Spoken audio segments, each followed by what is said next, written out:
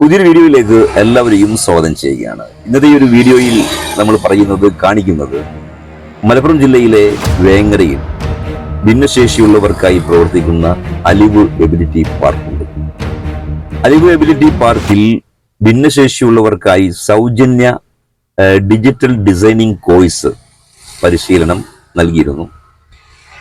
ആ പരിശീലനം പൂർത്തീകരിച്ച 13 ഭിന്നശേഷിയുള്ളവർ ഇന്ന് അവരുടെ സർട്ടിഫിക്കറ്റ് ഏറ്റുവാങ്ങുന്ന ഒരു പരിപാടിയിൽ പങ്കെടുക്കാൻ അവസരമുണ്ടായി. യഥാർത്ഥത്തിൽ കണ്ണ് നിറഞ്ഞുപോയി എന്നുള്ളതാണ്. ശരീരത്തിന്റെ ഏതെങ്കിലും ഒരു ഭാഗത്തിന് ചലനശേഷി നഷ്ടപ്പെട്ടവരെ അവരുടെ കഴിവുകൾ കണ്ടെത്തി അതിൽ ഗഹനമായ പരിശീലനം നൽകി വിജയകരമായി ആ ദൗത്യം പൂർത്തീകരിപ്പിച്ചു പുറത്തിറക്കിയ 13 പേര്. ഇതിന്റെ പിന്നിലൊക്കെ വലിയ അധ്വാനങ്ങളുണ്ട്. ഈ ഒരു കോഴ്സ് ഈ ഭിന്നശേഷിയുള്ളവരെ പരിശീലിപ്പിച്ചത് നസീർ മേലതിൽ എന്ന് പറയുന്ന ഡിസൈനറാണ്.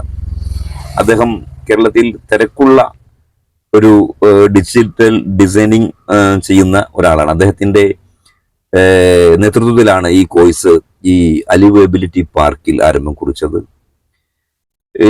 എല്ലാവരും വീൽ ചെയറിൽ അല്ലെങ്കിൽ വ്യത്യസ്തമായ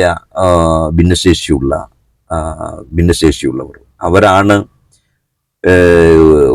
വർഷങ്ങളുടെ അല്ലെങ്കിൽ ഒരു വർഷത്തിന്റെ മേലെ പരിശീലനം സിദ്ധിച്ചുകൊണ്ട് ആ ദൗത്യം ഇന്ന് പൂർത്തീകരിച്ച ഒരു സന്തോഷകരമായ ഒരു പരിപാടിയായിരുന്നു ഇത് എന്നുള്ളതാണ് എനിക്ക് പറയാനുള്ളത്. സയ്യിദ് മുനവ്വർ അലി ശിഹാബ് തങ്ങൾ, അതുപോലെ മലപ്പുറം ലോക്സഭ MP അബ്ദുൽ സമദ് സമദാനി,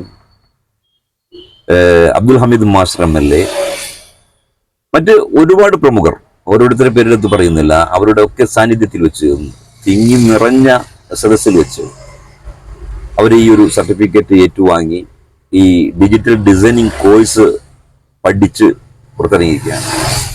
ഭിന്നശേഷിയുള്ളവർക്ക് ചെയ്യാൻ പറ്റാവുന്ന ഒരു തൊഴിലാണ് ഇത് എന്നാണ് എനിക്ക് തോന്നുന്നത്. കാരണം വീട്ടിൽ നിന്നുകൊണ്ട് തന്നെ അവർ ഉൾക്കൊള്ളുന്ന പഞ്ചായത്തിൽ അല്ലെങ്കിൽ അവർ ഉൾക്കൊള്ളുന്ന പ്രദേശത്തൊക്കെയുള്ള ഇത്തരം വർക്കുകൾ അവർക്ക് ചെയ്യാൻ വേണ്ടി സാധിക്കും. അതുപോലെ മറ്റു വർക്കുകളൊക്കെ ഈ ഒരു ജോലിയിലൂടെ ഈ ഒരു കോഴ്സ് പഠിച്ചത് കൊണ്ട് ഭിന്നശേഷിയുള്ളവർക്ക് ചെയ്യാൻ വേണ്ടി സാധിക്കും. അപ്പോൾ നമുക്ക് ഈ ഒരു ഈ ഒരു സർട്ടിഫിക്കറ്റ് ഏറ്റുവാങ്ങുന്ന ഒരു വീഡിയോ ആണ്. നിങ്ങൾ കണ്ടു നോക്കുക വീഡിയോ.